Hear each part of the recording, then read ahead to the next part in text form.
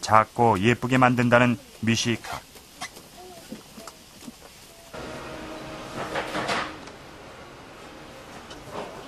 밀가루를 이용해 만드는 우리의 전통적인 한과 매작과도 중간에 칼집을 낸 뒤 칼집을 낸 부분을 뒤로 꼬아서 만든다.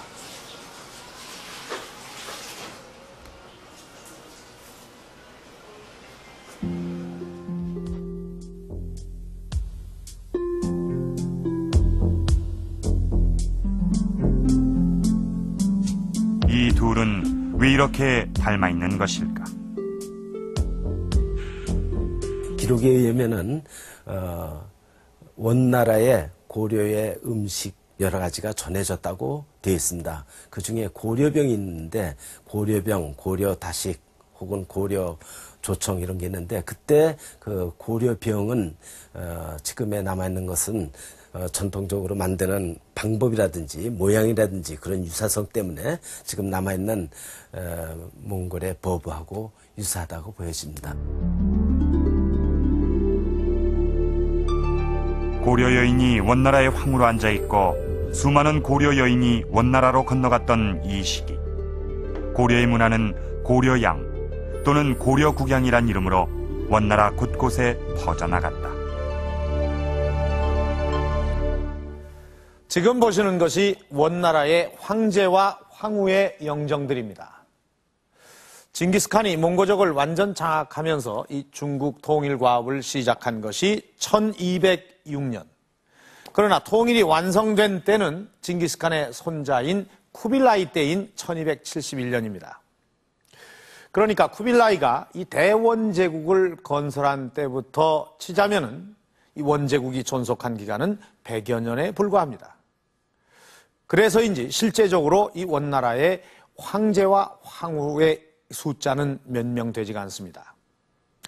기황후가 황후의 자리에 오르면서 이 실권을 행사한 기간이 30년 정도가 되니까 이 대원제국의 전체적인 기간을 놓고 보자면 그것은 상당한 기간이라고 볼 수 있습니다. 고려의 공려로 끌려와서 온갖 고난을 헤치면서 황후의 자리에 오른 기황후. 그녀는 과연 어떤 황후였을까요?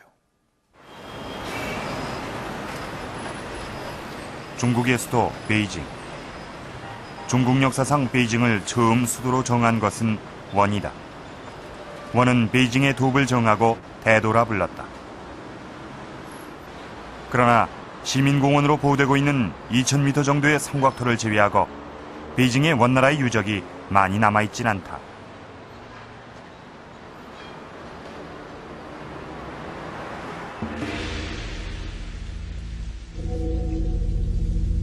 명나라가 들어서면서 원나라의 유적을 철저히 파괴했기 때문이다. 현재 자금성의 건청문 자리가 옛 원나라 황궁의 본당인 대명전이 있던 자리. 명은 옛 원의 황궁 자리에 새롭게 궁을 건설하면서 황궁의 보호를 위해 황궁 주변의 흙을 파내어 하천으로 만들었다. 이 앞에 보이는 경사는 황궁터 중에서 연춘각철이었습니다. 근데 연춘각은 바로 황궁터를 명나라가 원나라가 사용했던 황궁터의 새로운 고궁을 그렇게 파낸 흙을 연춘각에 매립하여 만들어진 인공산이 지금의 경산이다.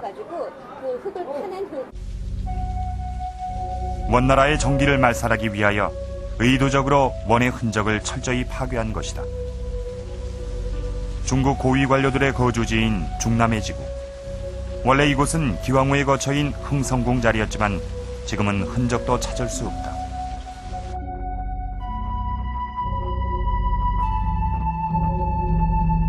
기왕후가 제2황후의 자리에 오른 것은 1339년. 황후에 오른 뒤 기왕후는 주로 흥성궁에 살았다.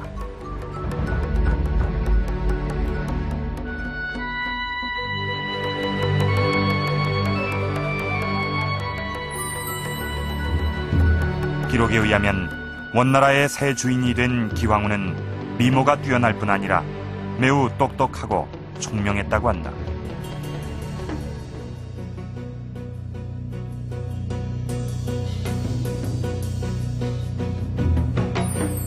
시간이 나면 여효경과 사서를 보며 역대 황후들의 좋은 덕행에 대해 공부하고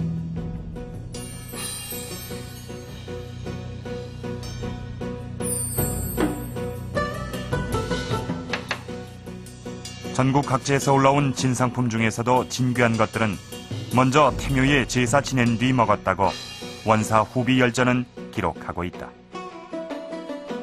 기왕후가 정치 권력에 참여하는 과정에 보면요, 순제와는 거의 어떤 정치적인 안목을 비교할 수 없을 정도로 탁월한 식견을 가지고 있었어요.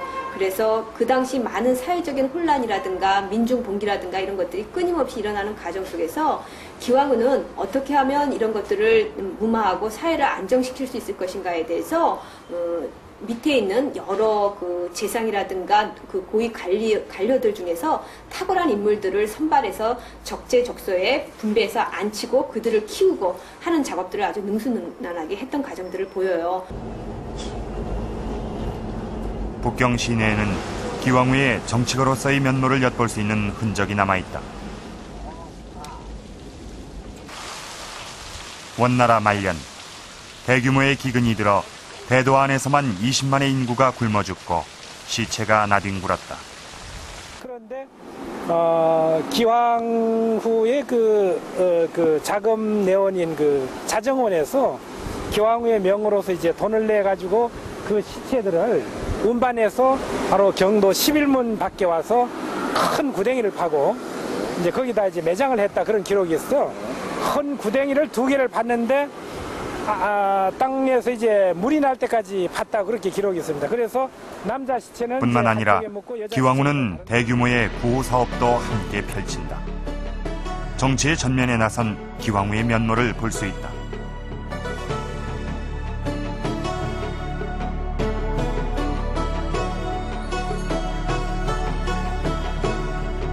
막대한 재정이 드는 이런 사업을 기왕후가 추진할 수 있었던 것은 자정원이 있었기에 가능했다. 원래 이름은 휘정원이었어요. 원래 휘정원이었는데 기왕후가 황후로 책봉이 되면서 기왕후가 살았던 그 흥선국 내에 휘정원을 자정원으로 바꿨어요. 기구를 바꾸고 그 기왕후의 그러니까 친위 세력이라고 할 수 있는 황간 세력들이 그 자정원을 장악을 하게 돼요. 장악을 하게 되면서 결국은 정치를 하는데 가장 필요한 어떤 인력과 그 다음에 어떤 물적 그 자원들을 그 자정원에서 완전히 장악을 하게 되는 과정으로 자정원이 중요한 권력 투쟁의 과정의 역할을 했다고 볼 수 있겠죠. 기왕후는 자신의 정치적 뒷받침이 되는 자정원에 고려인 환관들을 집중 배치한다. 뿐만 아니라 순제로 하여금 박불화에게는 영록대부의 벼슬을 내리기까지 한다. 박불화는 이품인 영록대부에 제수되는데 원대의 재상 가운데 영록대부가 되기는 매우 힘듭니다. 힘드는데 황관 출신으로서 영록대부에 임명된다는 것은 그만큼 기왕후의 세력이 강했기 때문에 가능했던 것입니다. 기왕후의 권력이 이렇게 강해지자 황국 내에는 자정원파가 생겨나고 이는 황제의 측근들과 대립하기에 이른다. 그러나 이점 순제는 방탕한 생활에만 빠져 국정을 돌보지 않았다. 그러자 기왕후를 중심으로 한 자정원파는 중대한 계획을 세운다.